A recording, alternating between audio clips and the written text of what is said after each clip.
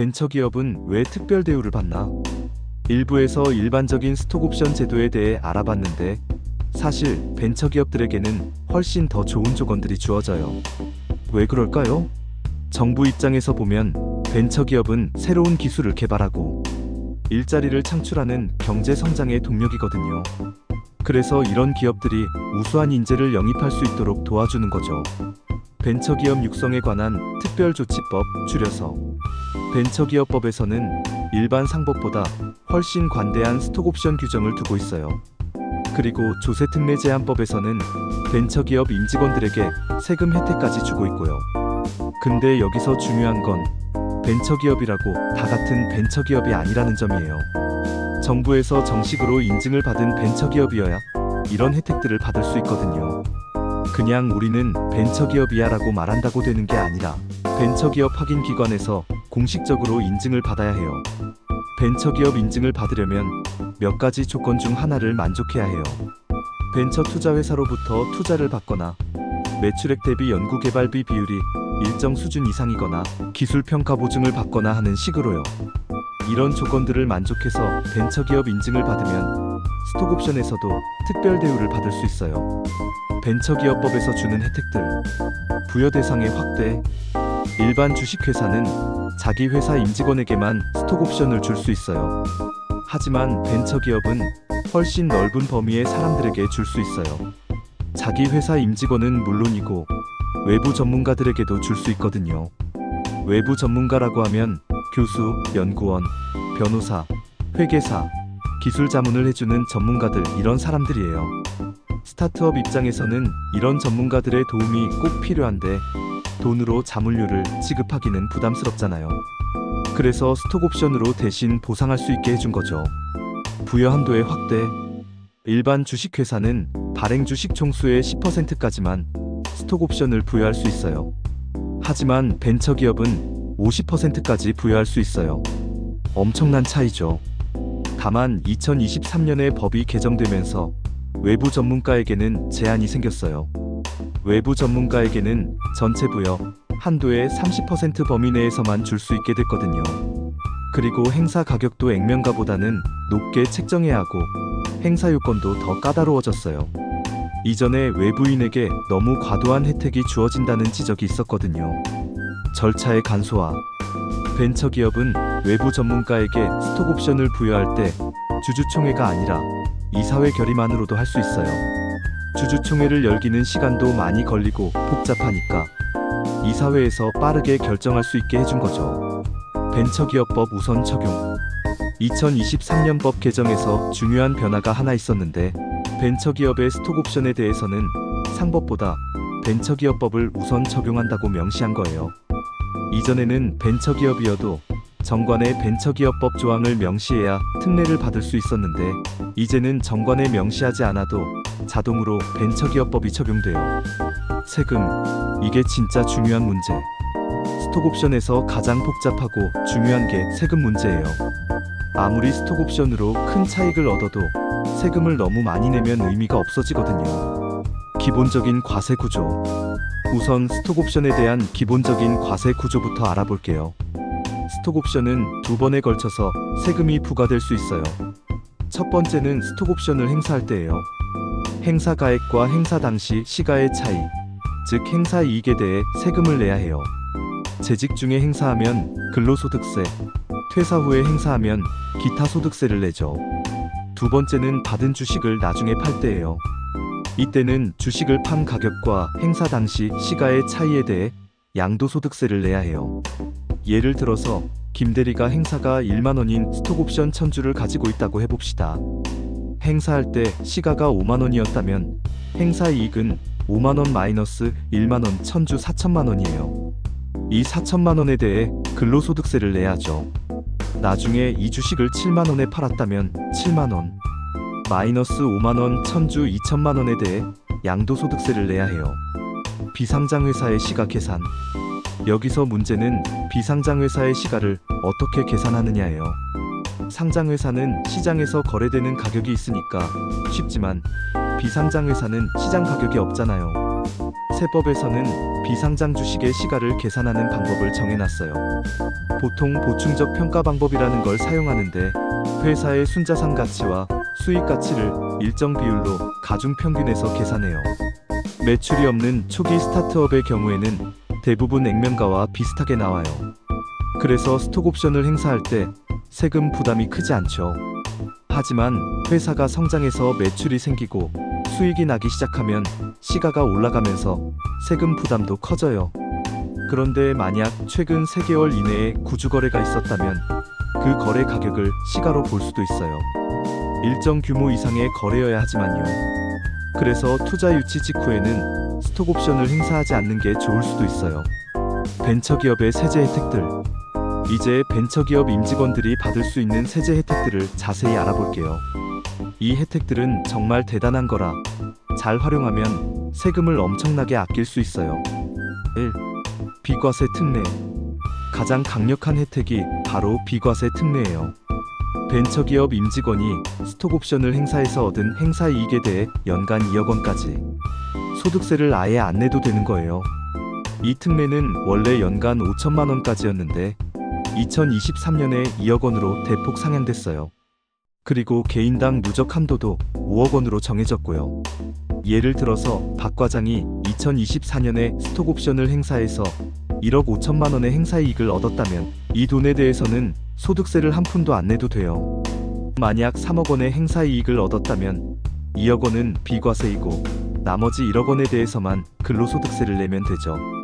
이 특례를 받으려면 몇 가지 조건이 있어요. 2024년 12월 31일 이전에 부여받은 스톡옵션이어야 해요. 벤처기업 육성에 관한 특별조치법에 따라 부여받았거나 코넥스 상장기업으로부터 상법에 따라 부여받은 스톡옵션이어야 해요. 지배주주가 아니어야 해요. 2. 분할납부 특례. 벤처기업 임직원은 스톡옵션 행사 이익에 대한 소득세를 5년간 나누어서 낼 수도 있어요. 한꺼번에 큰 세금을 내기 부담스러우니까 나누어서 내도록 해준 거죠. 예를 들어서 이 부장이 스톡옵션 행사로 5억 원의 이익을 얻었는데 비과세 특례를 받고 나니까 3억 원에 대해 세금을 내야 한다고 해봅시다. 그러면 첫 해에는 5분의 1인 6천만 원에 대한 세금만 내고 나머지는 4년에 걸쳐서 매년 1억 5천만 원씩 나누어서 내면 돼요. 이렇게 하면 종합소득세 누진세율의 부담을 줄일 수 있어요.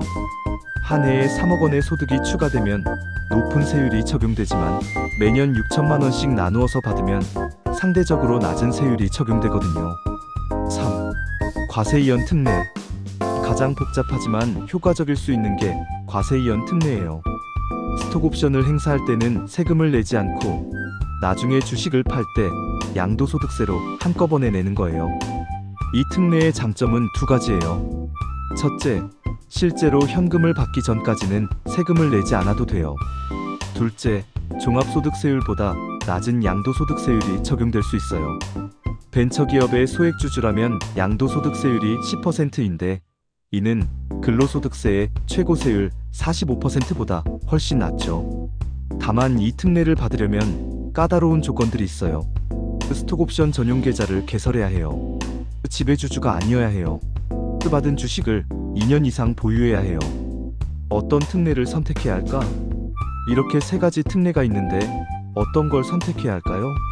상황에 따라 다르지만 일반적인 가이드라인을 제시해보면 행사 이익이 2억 원 이하라면 비과세 특례만 받으면 돼요. 세금이 아예 없으니까요. 행사 이익이 2억 원을 넘는다면 비과세 특례와 분할납부 특례를 같이 쓰는 게 유리할 수 있어요. 주식을 장기간 보유할 계획이고 미래에 더 큰 차익을 기대한다면 과세이연 특례를 고려해 볼 수 있어요. 실제 세금 계산 사례. 복잡한 얘기를 많이 했으니 실제 사례로 한번 계산해 볼게요. 최 엔지니어가 벤처기업 D사에서 일하면서 스톡옵션 1만 주를 부여받았어요. 행사 가격은 주당 1,000원이고요. 2024년에 회사가 투자를 받으면서 주당 시가가 1만 5천원이 됐어요. 최 엔지니어가 스톡옵션 전량을 행사한다면 행사이익 1만 5천원 마이너스 1,000원 1만 주 1억 4천만원. 이 경우 비과세 특례를 적용받으면 1억 4천만원 전액에 대해 세금을 내지 않아도 돼요. 2억 원 한도 내에 있거든요. 만약 시가가 3만원이었다면 행사이익 3만원 마이너스 1,000원이 1만주 2억 9천만원. 이 경우에는 2억원은 비과세, 나머지 9천만원에 대해서는 세금을 내야 해요. 근로소득세율을 35%라고 가정하면 9천만원, 35% 3,150만원의 세금을 내야 하죠. 하지만 분할납부 특례를 신청하면 첫 해에는 9천만원, 5,800만원에 대한 세금만 내면 되니까 대략 630만원 정도만 내면 돼요. 나머지는 4년에 걸쳐서 내고요.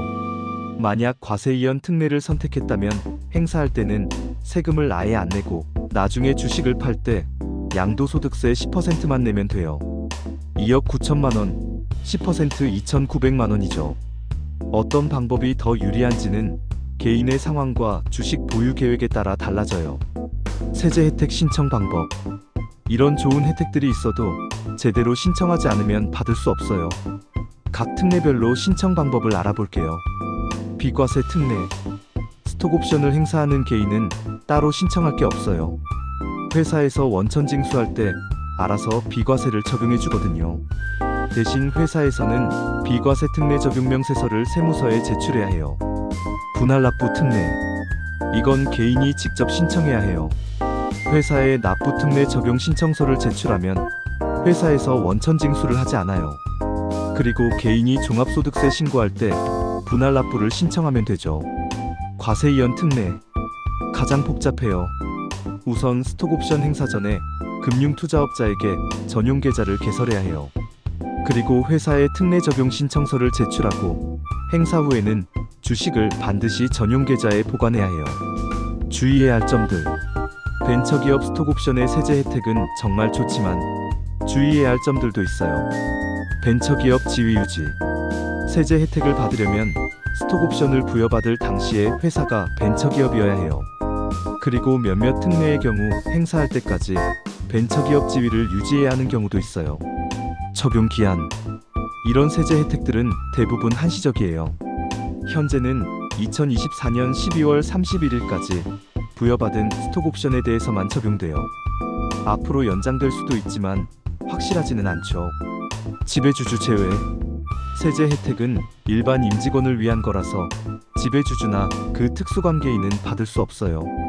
발행 주식 총수의 10% 이상을 보유하거나 경영에 사실상 영향력을 행사하는 사람들은 제외되죠. 세무신고 의무. 각종 특례를 받으면 그에 따른 신고 의무도 따라와요. 제때 신고하지 않으면 특례가 취소될 수도 있으니까 주의해야 해요. 투자소득 공제도 가능. 한 가지 더 알아둘 점은 벤처기업 스톡옵션을 행사해서 신주를 인수받는 경우 벤처기업 투자소득 공제를 받을 수도 있다는 거예요. 벤처기업에 투자하면 투자금액의 일정 비율을 소득 공제받을 수 있는데 스톡옵션 행사로 받은 주식도 투자로 인정받을 수 있거든요. 다만 이건 신주 발행형 스톡옵션의 경우에만 해당하고 자기 주식 양도형은 해당하지 않아요. 건강보험료에도 영향. 스톡옵션 행사 이익은 근로소득으로 과세되기 때문에 건강보험료 계산에도 포함돼요. 갑자기 소득이 크게 늘어나면 다음에 건강보험료가 많이 오를 수 있으니까 이것도 미리 계산해봐야 해요. 다만 퇴사 후에 행사에서 기타 소득으로 과세되는 경우에는 건강보험료에 포함되지 않아요. 정부 정책의 방향. 정부는 계속해서 벤처기업 스톡옵션에 대한 세제 지원을 확대하는 방향으로 정책을 펼치고 있어요. 2023년에 비과세 한도를 5천만원에서 2억원으로 대폭 올린 것도 그런 맥락이죠. 이는 우리나라가 스타트업 강국이 되기 위해서는 우수한 인재들이 안정적인 대기업 대신 위험하지만 성장 가능성이 큰 스타트업을 선택할 유인이 필요하다고 판단하기 때문이에요.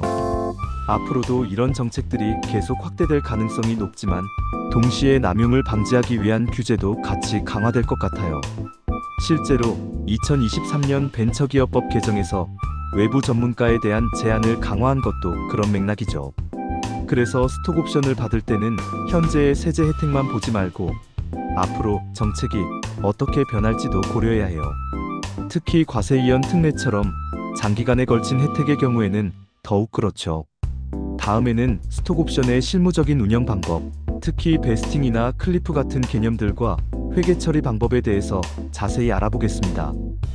이런 실무적인 부분을 모르면 좋은 혜택이 있어도 제대로 활용하기 어렵거든요.